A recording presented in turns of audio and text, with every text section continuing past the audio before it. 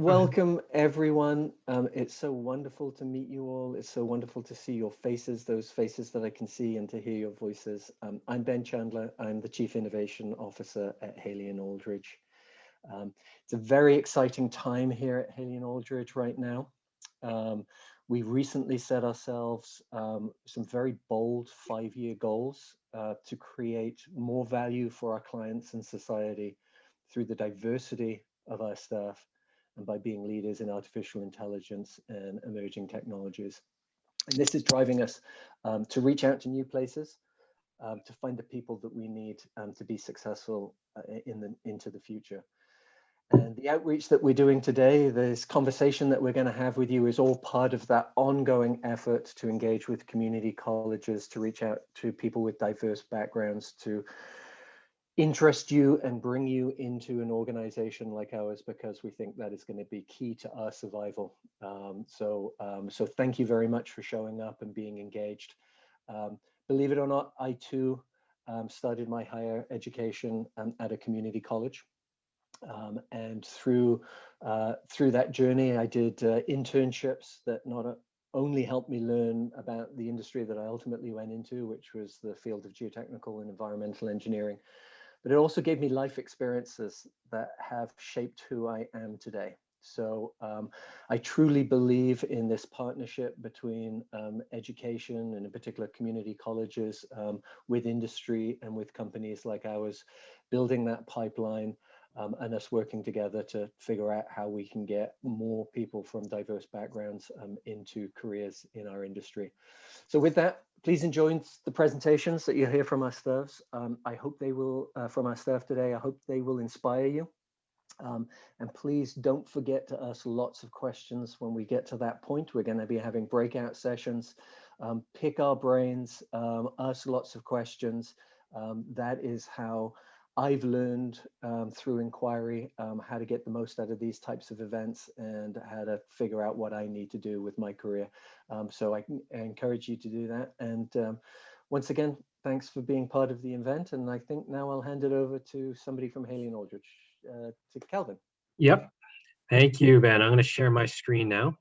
Please let me know if you see it. We can see it. Awesome. To echo Ben's sentiments, yes, welcome and thanks for having us. We're excited.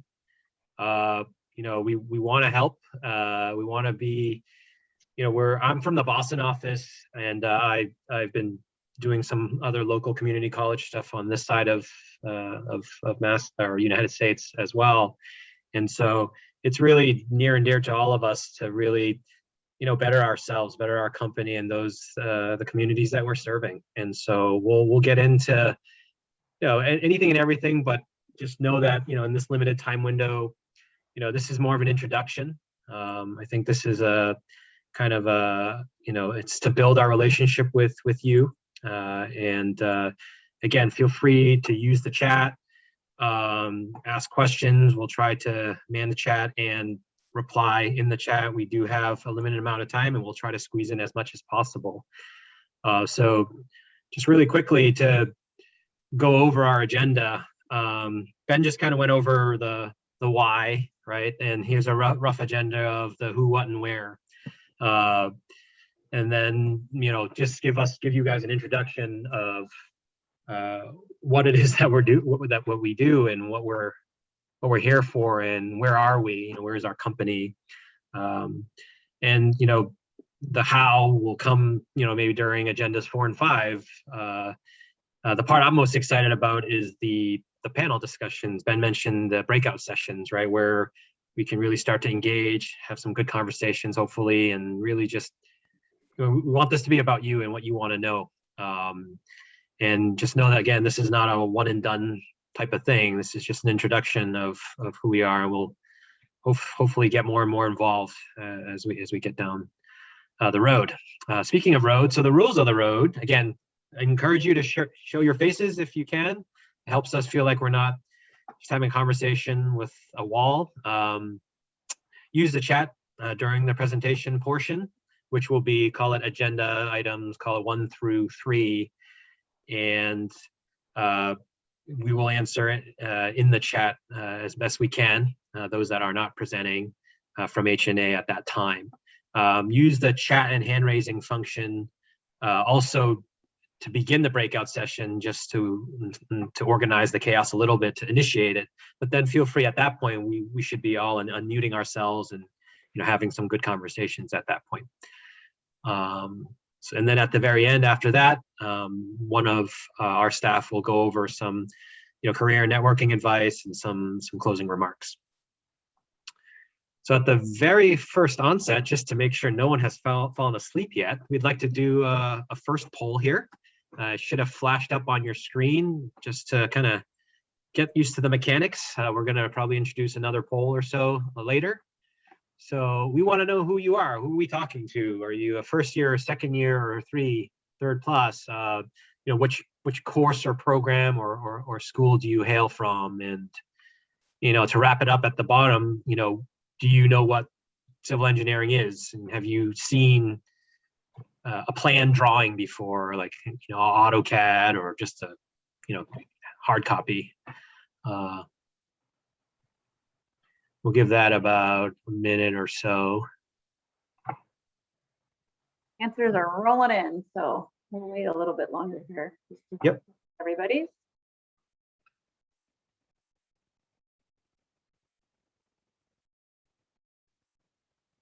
Sorry to interrupt, but the chat is disabled and we can't put our email in there. Well, we'll share our contact information at the end then, so we can definitely. I can actually change that right now. Okay. Perfect. Try now. See if that works.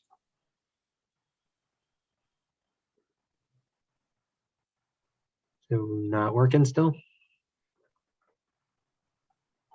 It's working now. Perfect. Awesome.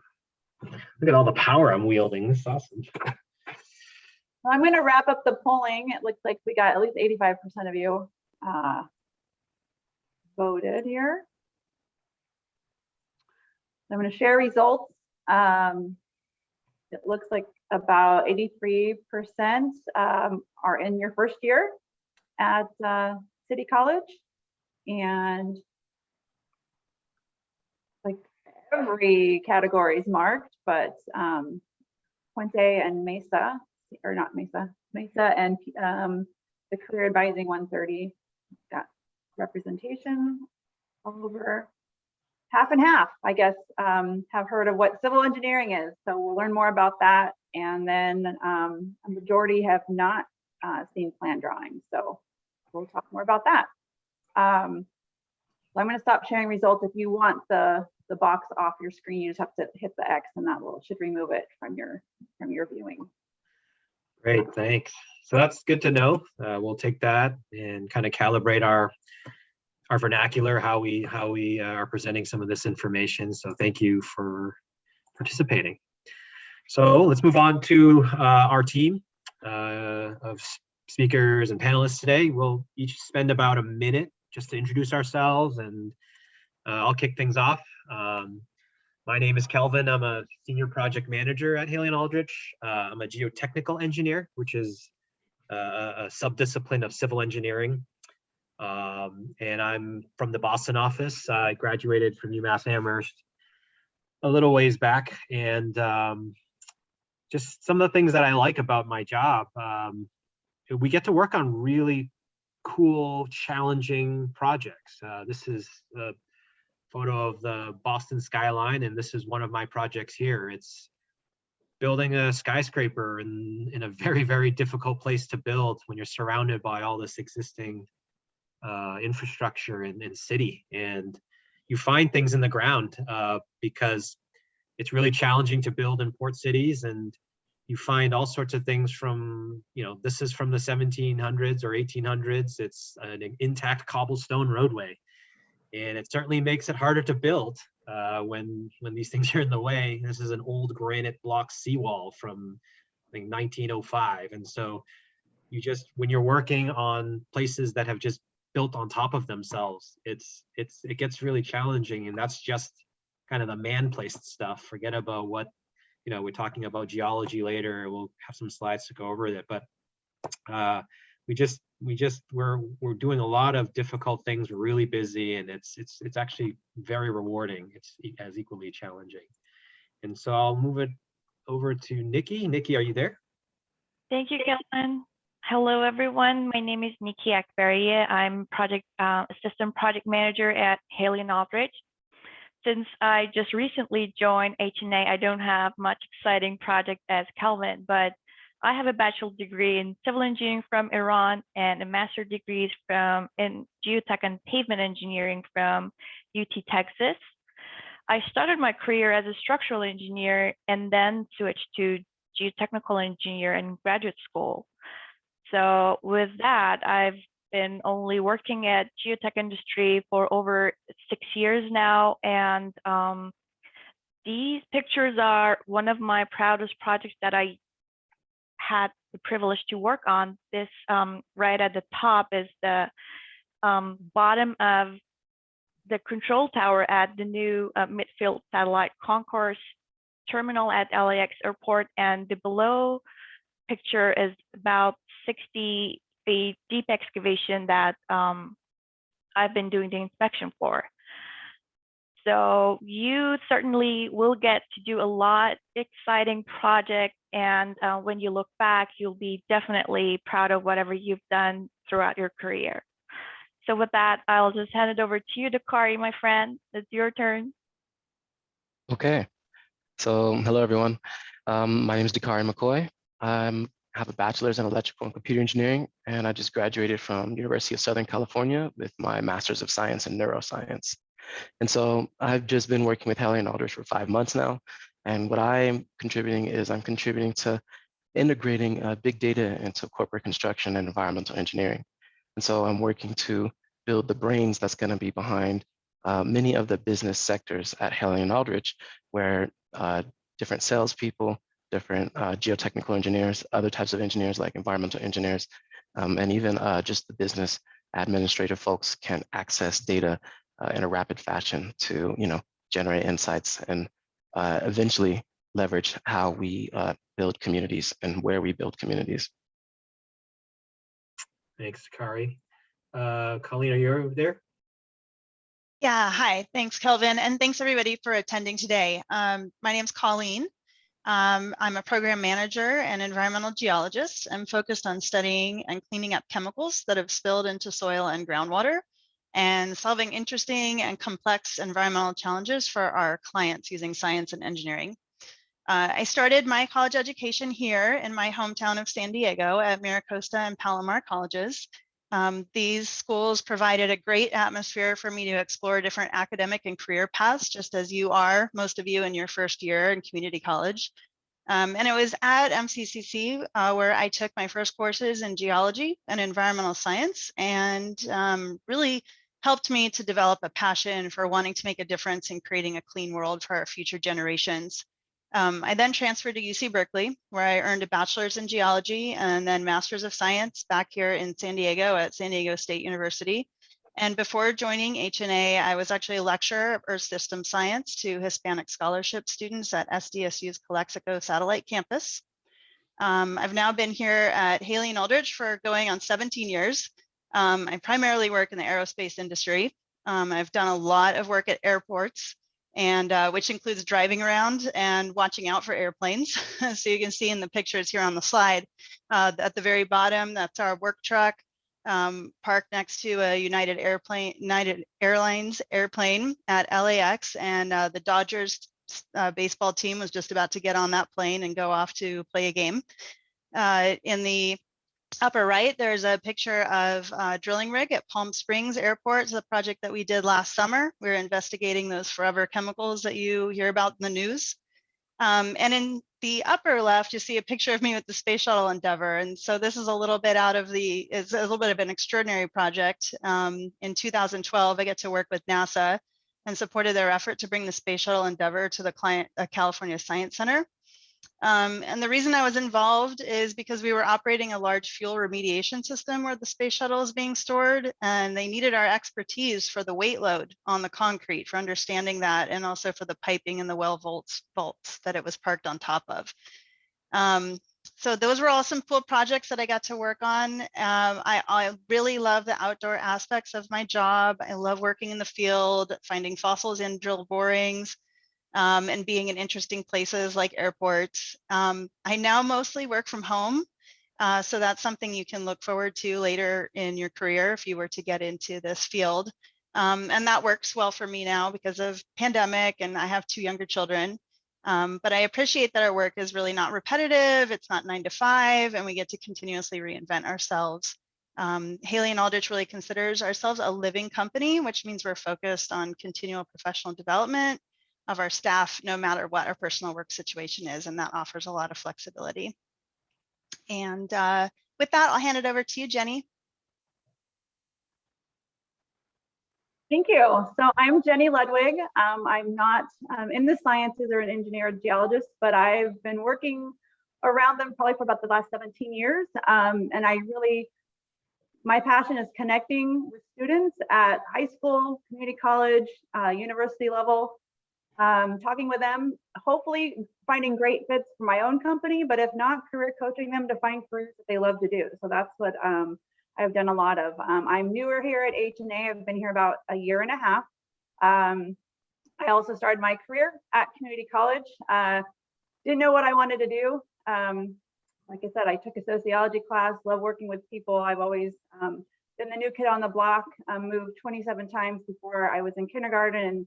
And I usually am that face and love to welcome new people and draw them in as friends and connect with them. So I'm part of the human potential team here. And what I love about it, it's not just HR, it's human potential. So my job is to really uncover potential of incoming employees as well as those that are here, making sure that career advancement.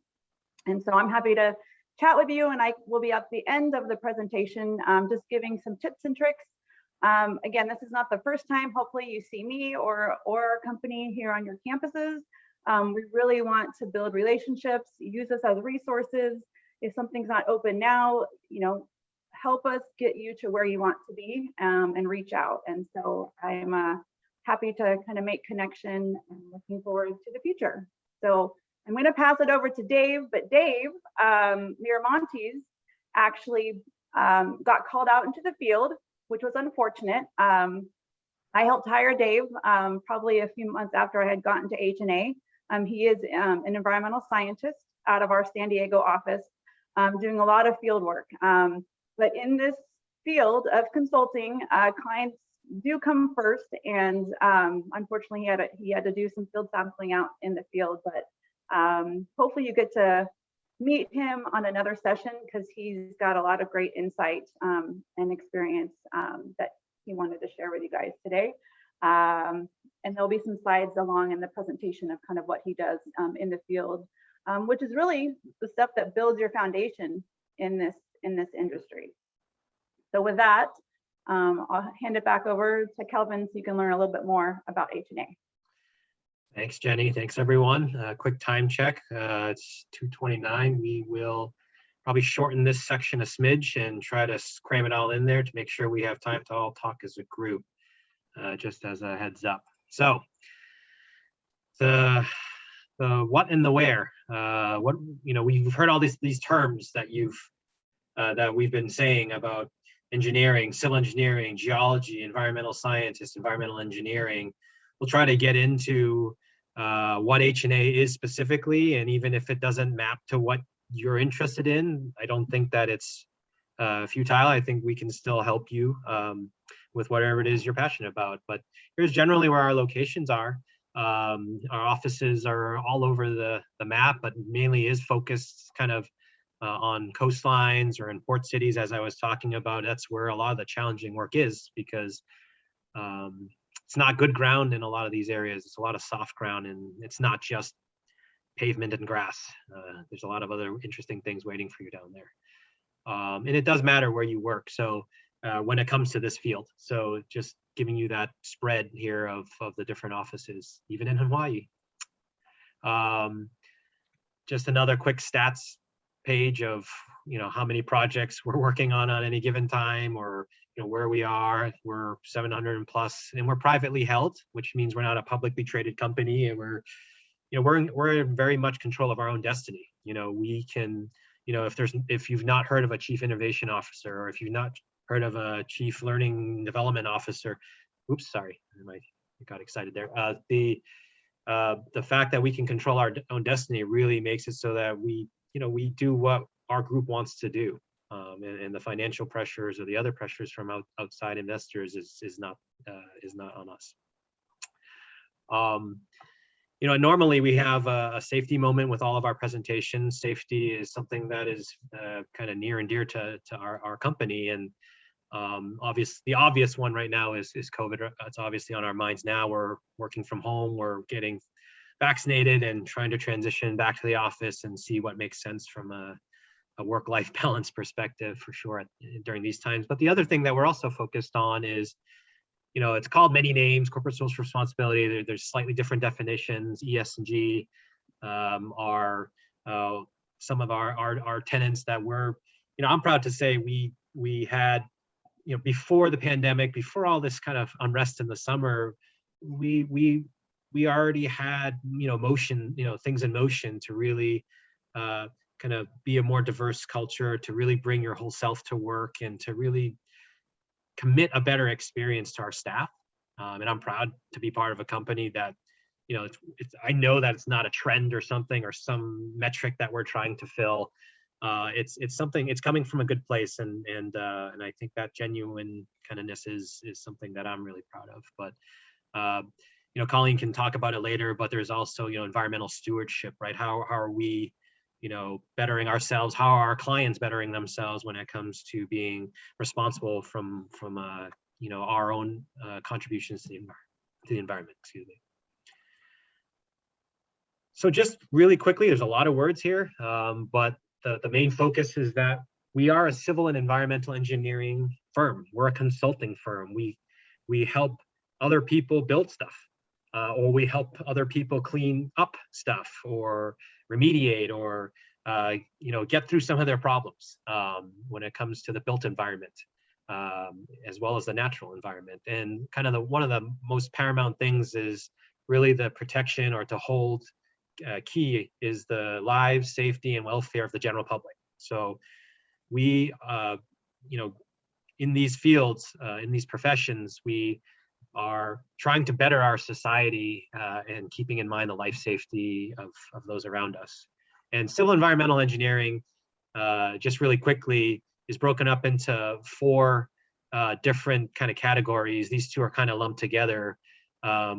Civil engineering, transportation engineering, you hear these terms, and they're really about, call it roadways and infrastructure, right? Building roads, designing them, bridges, utilities, stormwater management, right? And that's generally, you are needing a very broad civil background or a land surveying background. It's a 4-year program at a major college, and the next kind of group is a structural engineer. You probably heard of that one. That one's very popular. It's, buildings. It's these kind of really glorious structures and how to make them stand up. Whether it's a bridge or a skyscraper or a big hole in the ground, structural engineering, it's very specific major. It's a career path that, if you've not heard of it, at least you've seen the products of them, right? And it's a very specific major. You go into civil engineering, and then you kind of focus on structural engineering. Geotechnical engineering is, you start to not see some of these other things. Geotechnical engineering, you may have never even heard of. It's the subdiscipline that really deals with the ground and down, right? It's foundations. That nice skyscraper's got to stand up somehow. That roadway or that bridge, there's ground implications to trying to make sure that you're protecting life safety and making sure that thing stands up. And the neat thing about our firm and most other firms is that you don't have to be a civil engineer or a specific geotechnical engineer to work at a place like H&A. You can go into other geosciences. Colleen mentioned geology, environmental science. We have some chemists on board. We have hydrogeologists, and so it really does. One thing that's neat about our company is we're not all the same, and I think that really benefits us. Environmental engineering, very similar. You're dealing with, call it the chemicals in the ground and the quality of whether it's soil and groundwater or drinking and wastewater, risks to health. These are all things that are also geoscience driven. It doesn't have to be an environmental engineering degree. For those of you that are curious, it could be that you are a geologist, or that you are a chemist or other background, and then you come and you work for an engineering consulting firm. So I just wanted to highlight that, just to let you guys know where we come from. And if you're not interested in this, or you didn't really think about it, it's certainly we were in the working world. We can certainly continue to say, well, maybe you don't think so, but in reality, if you were interested in mechanical engineering, or you're interested in GIS or something else, there's probably actually a tie to the AEC, architecture, engineering, and construction industry. There's a lot more than just our majors. So really quickly here, I know we're up against it a little bit more. Geotechnical engineering, I had just talked about it a little bit, and I won't go over it too much, but here on the left is some of our services. Like I said, in the ground, there's not actually just grass or a street. When you dig holes in the ground, things want to fall in, including buildings. How do you support that? How do you make that not fall in? How can you found your building? Is your building going to fall over if you're up in these geologic deposits? There's other stuff down there, and especially in, again, port cities, the geology is very variable, and it really depends on what you're building. So it's not very straightforward like your typical house, where you're on, or you have a basement, or you're just on these footings. There's sometimes it's really difficult to build, and it's very challenging, and especially when you're trying to build downtown, that you've probably walked by, a construction site. It takes a lot of consideration and design. And so without getting too far into it, Nikki is going to share with you maybe what it's like to work from a geotechnical perspective, kind of, what does all this mean, or what would this translate to for, a day-to-day in your life, not just pictures of, a big hole in the ground or some rock cores that we've pulled out of the ground. Thank you, Kelvin. So yes, in order to manage those great projects, there is, when usually we're assigned to projects, there's a list of tasks that we have to go through and make sure that each task has been performed successfully before proceeding to the next. So as a geotech engineer, we usually start by performing a desktop study of the project site, including the assessment of the existing condition and review of the historic data, such as like aerial photos, topography, regional geology, groundwater, etc.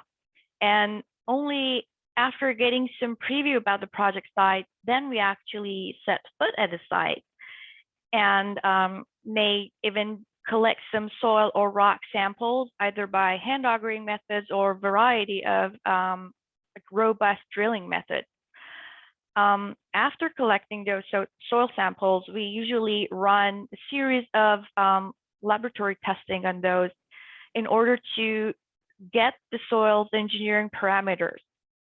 And only with knowing those parameters, we can now perform analysis, including foundation design, slope stability, temporary shoring, roadway design, all those. And as a geotech engineer, we also provide pavement design and earthwork recommendation. For instance, how the soil should be prepared for a fire access road, or a backfill behind a retaining wall, or even what the soil should look like at the bottom of a bioretention basin, which is a drainage system that we're required to consider in our project site since like a few years ago.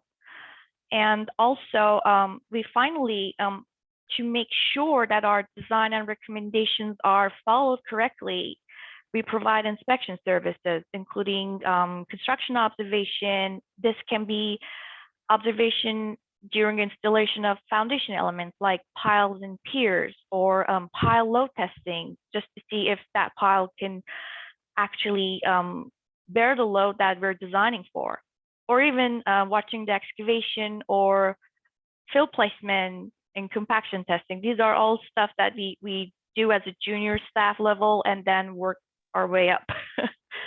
So this picture's here.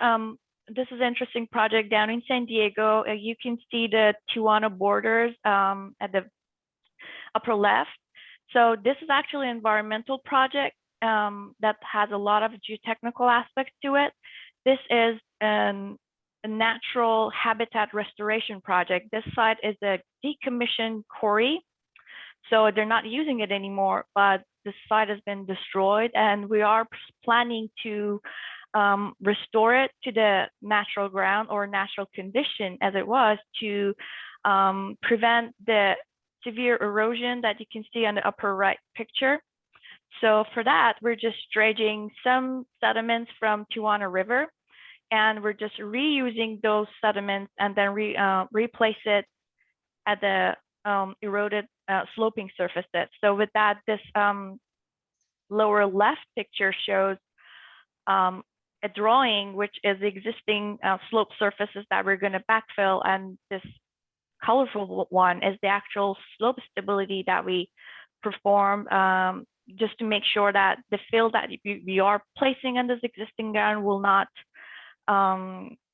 tend to make the ground unstable, and it will actually be at a stable condition after placement. So with that, I'll just hand it over to Colleen. Okay, thanks, Nikki. I'm going to talk a little bit about the environmental side of what we do. As I mentioned before, I'm an environmental geologist, and as Calvin mentioned, our services typically draw on multiple disciplines, even beyond engineering. And these are going to include geologists, biologists, chemists, toxicologists, data scientists, statisticians, and so on. I mean, it really, any technical discipline has a place in what we do. And our environmentally focused projects usually start with collecting data, much like what Nikki was talking about for our geotechnical projects. They really go hand in hand a lot of the time. And any of the science-based disciplines can be involved for the entire life of the project. So, for instance, what do we do for our clients when it comes to the environment, right? Real estate transactions are a big thing. So if you're going to develop a site, purchase a site, demolish a site, move on from it, you're going to have an environmental assessment done. And a lot of times these will go into delineation of impacts in the soil and the groundwater, and then eventually remediation. And that's where the engineering really comes into play. It might be a client who long ago left a site, but they were brought back in by a regulatory agency like the EPA, and now they're under an order to clean up the site. So again, we go in, collect the data, delineate the impacts, and remediate that. It gets into a lot of negotiation with regulatory agencies, gets into sometimes litigation and legal support. There's a lot of different avenues that environmental projects can take. But ultimately, we're always looking for developing a solution to our client's problem, as well as leaving the world better than we found it. And so let's move on. Calvin, I know we're short on time. And so there's another slide here. So David Miramontes, who's going to join us today, was going to talk a little bit about what he's doing in the field from the environmental perspective. And in the interest of time, I think I'll just go quickly through this slide, because a lot of this is the same as what Nikki was talking about, especially she gave an example of the environmental project we have near the Tijuana border. These pictures are taken from another site that we have up in the Los Angeles area, where we basically help our client monitor stormwater runoff from an entire mountain. So you can imagine there's a lot that goes along there with that. There's a sampling of the stormwater, the groundwater, managing of the retention basins that Nikki spoke about. And then there's even engineered treatment systems that we operate, maintain, make sure we optimize the water treatment and discharges to stream quality standards. So there's a lot there. If you do get into this field, these are things that are really good to get experience in ahead of time, either through internship or by taking training courses. And I can answer more questions about that in the panel if you like. Great, thank you, Colleen. And to tie it all together, what's an underlying big need for us is, how do we manage all this information? And so we were talking about sampling and all this other stuff. Dukari, you want to talk a little bit about that? Sure. Thanks, Kelvin. So data is key to every single engineering discipline. Every discipline, every single scientist, every technical discipline we've talked about collects some sort of data, uses that information to make decisions.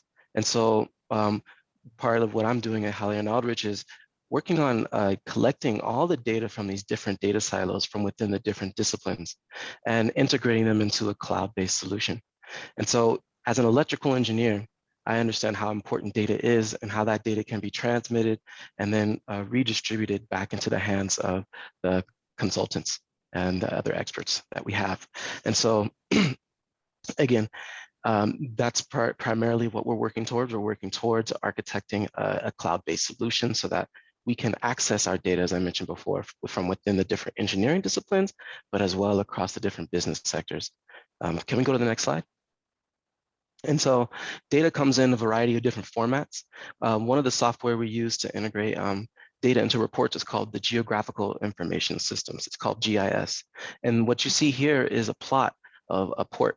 And the port has different piers, and the piers are outlined in the pink highlights, right? And what we have is a bunch of sites where information is collected. So we go out into the field and then there's sampling different pieces of information from the sites, and that's what those little dots represent. But what we do with the geographical information system is each of those sites is then tagged with a log. And this log has a variety of information necessary from whatever data was collected on that site. And this is how we can, leverage our data from an office perspective or even from your cell phone these days to understand what's been done at the site that you're at and what type of information do you need in order to provide your client the services that they've been asked for. And so can we go to the next picture? Here's another picture. So we've been talking a lot about geotechnical engineering and what happens below the surface. And right here is a multi-subsurface sampling. And this has about probably 5 or 6 different types of data that have been collected on this chart. And what you see here going down from the dashed middle line is the regular level that you walk on, but the different colors represent the different types of gravel that you might see. So the green may be clay, the light green is silt, the orange clay sand, the yellow fine coarse sand or gritty sand, and the red being gravel. And you see that as you get deeper into the aquifer, you start ending up in that really red gravel. And so there are also other pieces of information that are collected on this that is, it's not necessary to go into right now, but, we collect conductivity information. There's also water concentration and contaminant information that's collected. And all that is visible on this chart that is then synthesized from 5 different data sources and then presented to the client. So, yep, that's it.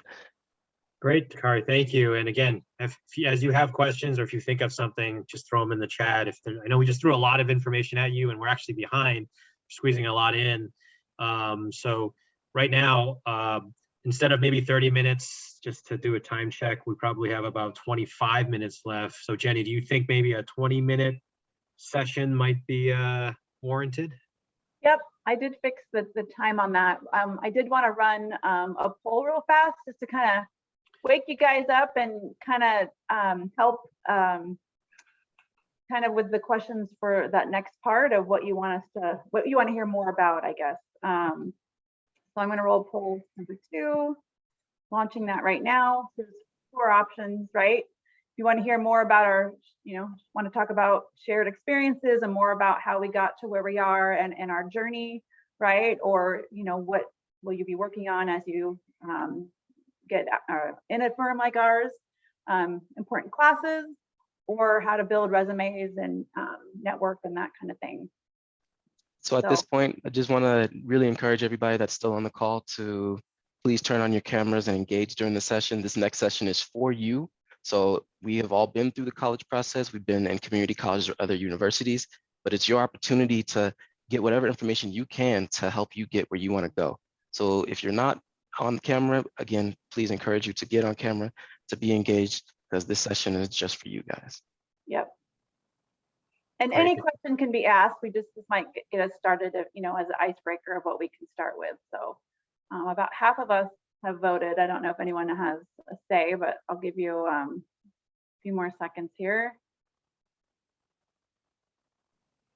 I don't see it going up. So maybe I'll end it just to sake of time.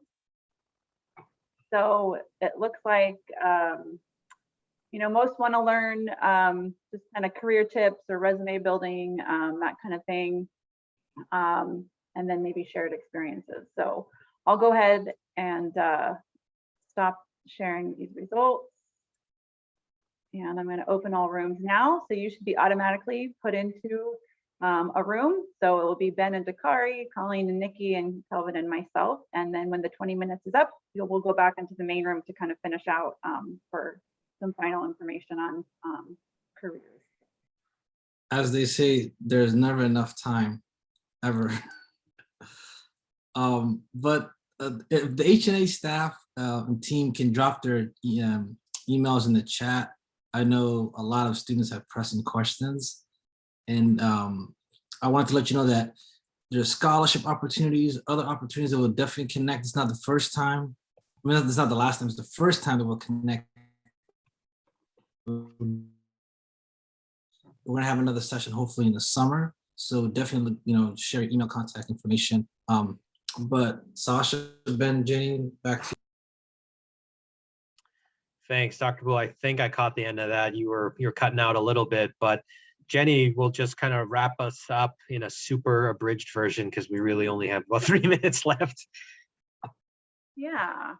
Are we going to share the presentation? If not, I'll just talk off the cuff here. Well, the first thing, what I'll do is I'll follow up with Sasha, who did join us, or maybe who wasn't able to join. I'd love to get your feedback and also your contact information. But also utilize me as a resource, right? I did put my email in the chat, but in today's day and age, this virtual world, having an online presence and having employers be able to find you is huge, right? And so if you don't know what LinkedIn is, if you haven't even looked at it, I would encourage you to create a profile. We've done specific trainings just on LinkedIn, right? And so I have tips and tricks that I can work with you, send you a presentation that can really walk you through what those six things are. And I don't know what your level is with that program, but that is what recruiters are using, right? In our industry here, or in other industries. But the finding jobs online is the way to go, and most of you are probably aware of that. Let's just tweak it to make you stand out, and let me help you with that, right? I want to help. I love that, and that's what I'll do. As far as just knowing what comes up too, if you Google your name, you're just wanting to have it to be, I guess, positive, right? If someone can't find you, that's also odd too, right? You can't find this person. As far as resumes, you've heard probably a lot of different information. One page is best, and it's really a snapshot of what you can do. And I have examples that I can show you.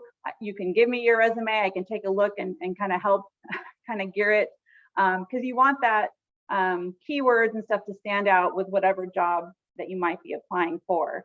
And a lot, you can share a story much better with a cover letter. We kind of go over that. In my little group, we talked a lot about, hey, I'm not an engineer. I'm not even an engineering class or 4-year, right? You guys are just getting started.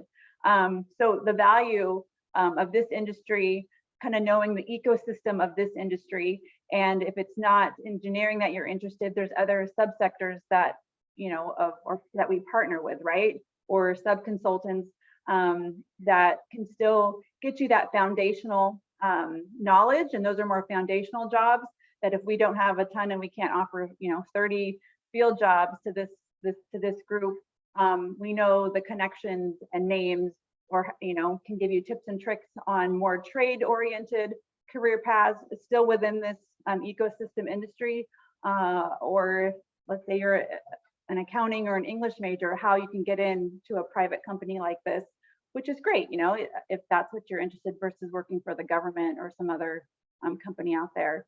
And then, I have what classes are considered to be critical. A lot of you are taking your gen ed, but I have a son going in to college next year. He'll be a freshman, and talking with his advisor, sometimes the gen ed classes matter for that next step. So if someone doesn't want to do this, they might take a different type of math class, or if someone wants to be that's your career path, you might want to take a specific math and stuff. And so obviously I'm not a career college counselor, but like I said, let's chat with me on what you want to do, or maybe I can give you some assessments that help you figure out what you're good at, to help you figure out what your career path might be. But again, let me be a resource for you. And there's another slide that again has my information.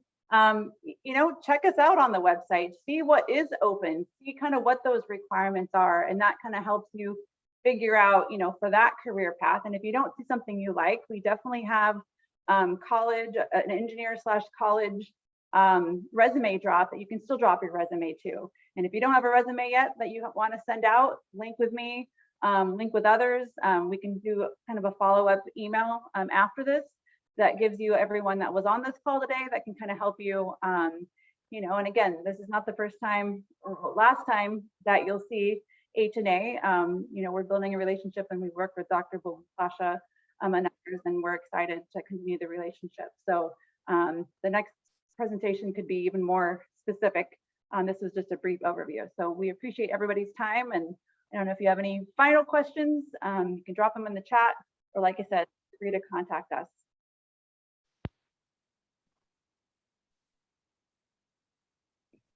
Did we freeze? No? Great, thank you, everybody. Thanks. Thanks, everyone. Lovely to meet you. Please reach out to us. Bye now. Absolutely. Thank you. Thank you. Thank you Take so care. much. We'll send an email to you all shortly. Have a phenomenal day. Yep, thank you. Bye. To Go on. Sasha, thanks. Thank you. And thank you, Dr. Bull. Oh, you're welcome. Take care.